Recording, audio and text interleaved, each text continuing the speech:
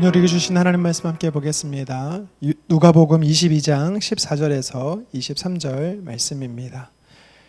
때가 이름에 예수께서 사도들과 함께 앉으사 이르시되 내가 고난을 받기 전에 너희와 함께 이 유월절 먹기를 원하였노라. 내가 너희에게 이르노니 이 유월절이 하나님의 나라에서 이루기까지 다시 먹지 아니하리라 하시고 이에 잔을 받으사 감사하기도 하시고 이르시되 이것을 갖다가 너희끼리 나누라. 내가 너희에게 이르노니 내가 이제부터 하나님의 나라가 임할 때까지 포도나무에서 난 것을 다시 마시지 아니하리라 하시고 또 떡을 가져 감사하기도 하시고 떼어 그들에게 주시며 이르시되 이것은 너희를 위하여 주는 내 몸이라. 너희가 이를 행하여 나를 기념하라 하시고 저녁 먹은 후에 잔도 그와 같이 하여 이르시되 이 잔은 내 피로 세우는 새 언약이니 곧 너희를 위하여 붓는 것이라. 그러나 보라, 나를 파는 자의 손이 나와 함께 상위에 있도다. 인자는 이미 작정된 대로 가거니와 그를 파는 그 사람에게는 화가 있으리로다 하시니 그들이 서로 묻되 우리 중에 이 일을 행할 자가 누구일까 하더라. 아멘.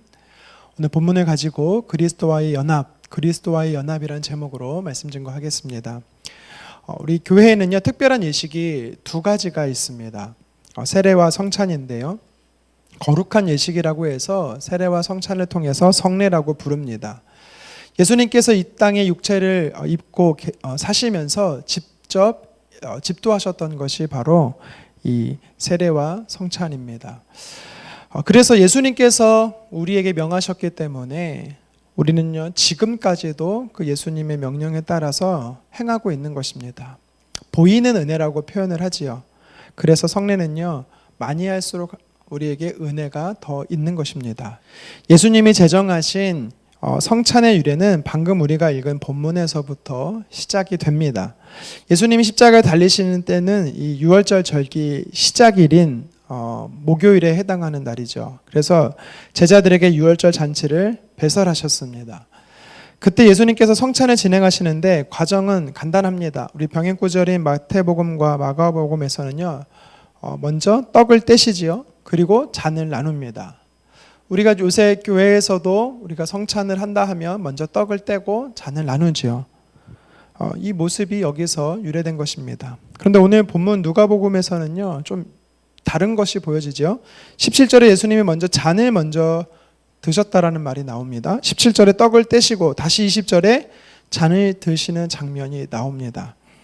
이상하다고 여길 수는 있겠지만 사실 유대 전통에 의하면요, 식사 자리에 총 4번의 잔을 들게 되었다라고 말합니다. 첫 번째 잔을 나누고 나서는 과거 애굽에서의 노예 생활을 기억하며 쓴나물을 먹었다라고 하고요. 그 이후에 다시 두 번째 잔을 나누고 나서 그다음 유월절 양을 먹었다라고 말합니다. 식사를 하셨다라는 것이죠. 그리고 나서 세 번째 잔을 드는데 이 마태와 마가복음에서 기록되는 성찬의 잔이 이 무교병을 먼저 먹고 나서 잔을 나눈 거기 때문에 아마 이 세 번째 잔을 의미하는 것일 겁니다. 그래서 오늘 본문 17절에 예수님이 드신 잔은 이 무교병 전에 먹었던 것이기 때문에 첫 번째 드셨던 혹은 두 번째 드셨던 잔으로 이해하시면 되죠. 그러니까 누가복음은 더 포괄적인 모습을 보여주고 있는 것입니다. 성찬의 더 포괄적인 모습을 보여주고 있는 것이지 모순된 것이 아닙니다. 예수님이 떡을 가지면서 제자들에게 축사를 하셨습니다. 축사하셨어요. 그리고 뭐라고 말씀하십니까?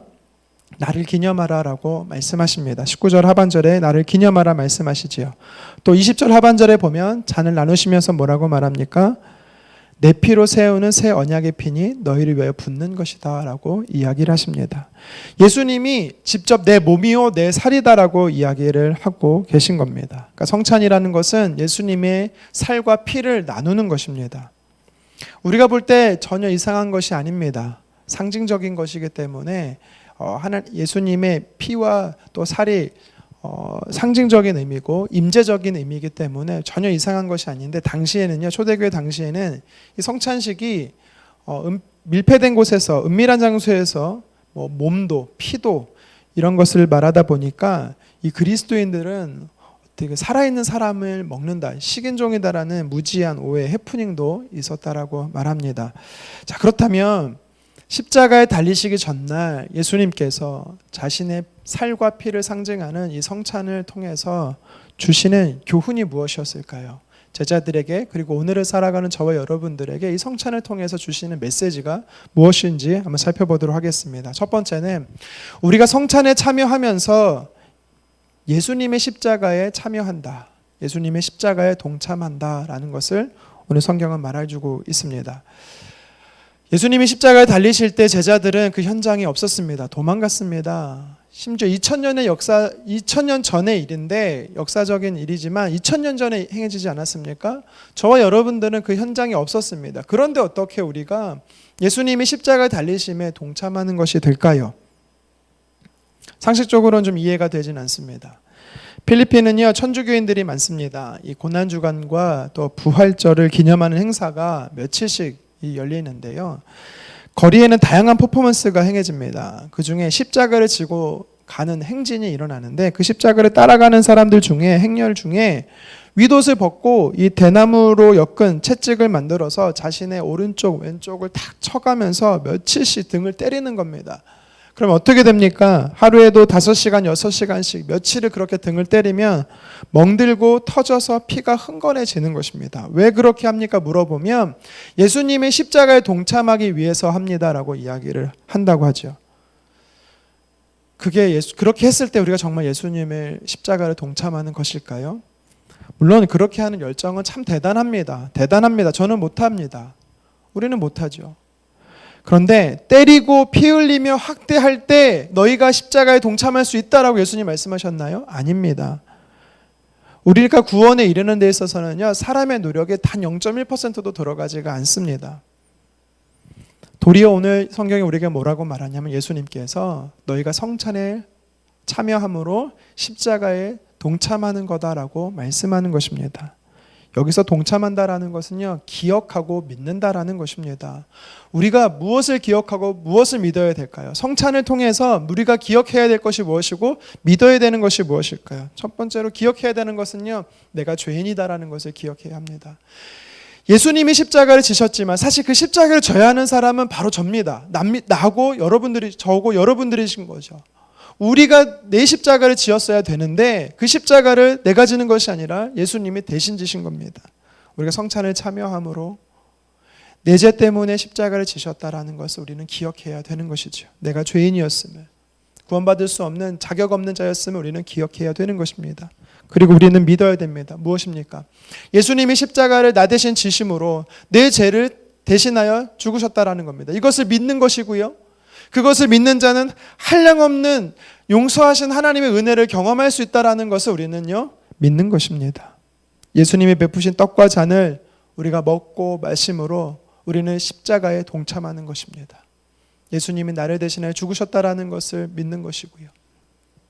기억하는 것이고요. 내가 죄인이었음을 기억하는 것이고요. 또 예수님의 십자가로 인해서 내가 의인이 되었다라는 것을 믿는다라는 것이죠. 이것이 바로 성찬이 우리에게 주는 첫 번째 십자가에 동참한다라는 의미입니다. 계속해서 예수님께서 제자들에게 베푼 이 성찬, 그리고 오늘을 살아가는 우리들, 도래할 다음 세대까지 계속해서 성찬을 통해서 주님께서 우리에게 주시는 메시지가 무엇이냐면 연합하라라는 것입니다. 연합하라라는 것. 성찬을 통해서 예수님의 이 피와 살을 통해서 우리는요, 하나됨의 연합을 이루게 되는 것입니다. 신비적인 연합. 첫 번째는 예수님과의 신비적인 연합을 이루게 되는 것이지요. 고린도전서 10장 16절과 17절을 제가 한번 읽겠습니다. 우리가 축복하는 바 축복의 자는 그리스도의 피에 참여함이 아니며 우리가 떡을 떼는 떡은 그리스도의 몸에 참여함이 아니냐. 떡이 하나요 많은 우리가 한 몸이니 이는 우리가 다 한 떡에 참여함이라. 아멘. 무엇을 이야기합니까? 바울은요, 성찬을 참여함으로 인해서 우리가 하나 되었다라는 것입니다. 먼저는 예수님과의 신비적인 연합, 하나 되었음을 이야기하는 것입니다. 영적으로 하나가 되었다라는 것입니다. 여러분, 우리가 내 안에 주님이 살아계시고 주님 안에 내가 있다라는 것, 이 신비적인 연합 얼마나 영광스러운 일일까요? 과거 조선시대 궁녀들은요, 임금을 한번 모시게 되면 성은을 입었다라고 큰 영광으로 생각을 합니다. 신분이 높아집니다. 하물며 우리는 죄인입니다. 죄인인 우리를 예수님과 하나 되게 하신다. 여러분, 이런 영광이 어디 있습니까? 이런 자랑스러운 일이 어딨습니까? 죄와 허물로 죽었던 자입니다. 낮고 천한 우리가 거룩하시고 존귀하신 예수님과 하나 된다, 연합하게 된다, 참으로 놀랍고 위대한 일이면서 또 설명할 수 없는 일이죠. 성찬을 통하여서요, 우리는 첫 번째로 예수님과 하나가 됩니다. 또 성찬을 통해서요, 우리는 예수님 중심으로 온 성도가 하나가 된다라고 이야기를 하고 있습니다. 남녀노소, 종이나 자유인이나 예수님 안에서는요, 모두가 하나입니다. 피부 색깔에 따라서 나눌 수가 있는 것이 아닙니다. 모두 주 안에서 다 하나가 되는 것입니다. 그래서요, 우리가 성찬에 참여한다라고 말하면서 예수님이 아닌, 하나님이 아닌 다른 것을 더 사랑한다, 우상 숭배를 한다. 여러분, 그것은요, 성찬의 의미, 십자가의 의미를 훼손하는 것입니다. 뿐만 아니라 우리가 성찬에 참여한다고 하면서 주 안에서 예수님을 중심으로 우리가 연합하고 하나가 되었는데 서로 미워하고 다투고 분열하고 분쟁한다. 여러분, 그건 역시도 예수님의 성찬을 훼손하고 십자가를 훼손하는 것과 똑같다라고 성경은 이야기하는 것입니다. 예수님은 교회의 머리가 되십니다. 우리는요, 그 교회의 각 마디와 지체가 되는 것입니다. 성찬을 통해서 우리는 주와 하나 되어지고 서로 하나가 되어진다라는 것이 바로 이 성찬의 의미지요. 그래서 우리는요, 성찬을 통해서 연합하기를 힘써야 되는 것입니다. 마지막으로 오늘 예수님께서 지정해 주신 성찬을 통해서 우리에게 도전하는 영적인 메시지가 있습니다. 그것은 뭐냐면, 우리가 성찬에 동참함으로 인해서 성찬을 통해서 예수님의 십자가를 증거하는 자로 살라라고 도전하는 것입니다. 오늘 본문에는 나타나 있지 않지만 본문 말씀을 가지고 설교했던 이 바울은 이렇게 고백합니다. 고린도전서 11장 26절입니다. 너희가 이 떡을 먹으며 이 잔을 마실 때마다 주의 죽으심을 그가 오실 때까지 전하는 것이니라. 아멘. 바울이 무슨 얘기를 하고 있습니까? 너희가 이 떡과 잔을 먹고 마실 때마다, 성찬을 할 때마다 예수님이 다시 오실 때까지, 재림하실 때까지 이 마지막 때를 살아갈 때 그의 죽으심, 다시 말해 십자가를 전하는 삶을 살라라고 도전하는 것입니다.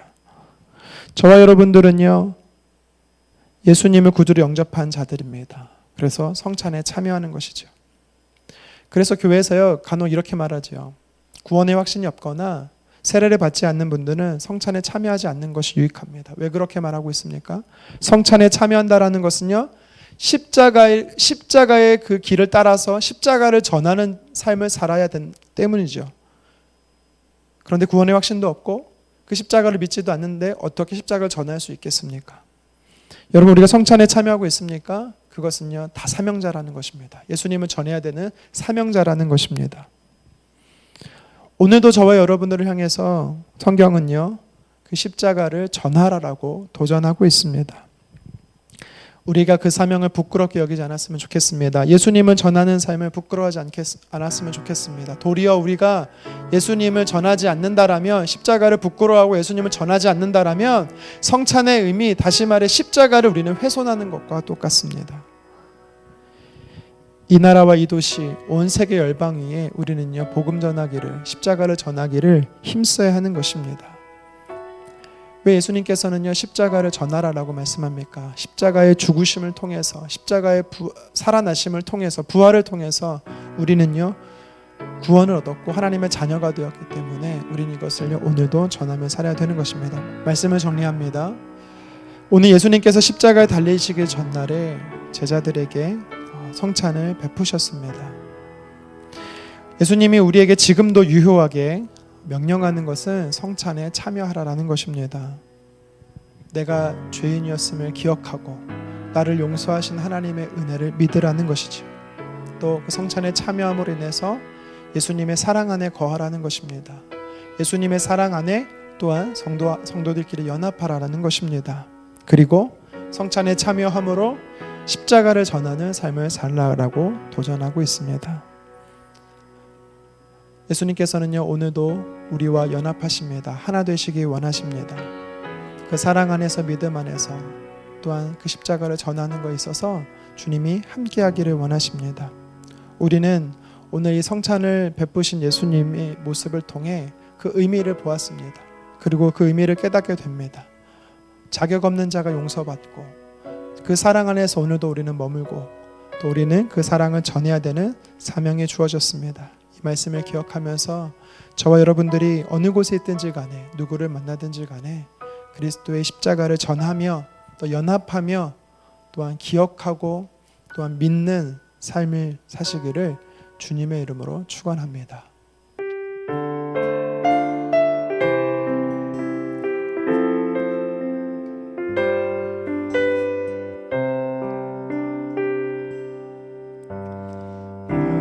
무엇이 면치 내 소망이 되며 무엇이 한결같아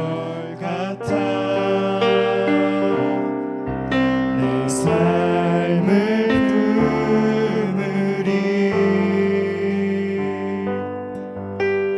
그 누가 날 만족해 내 영혼을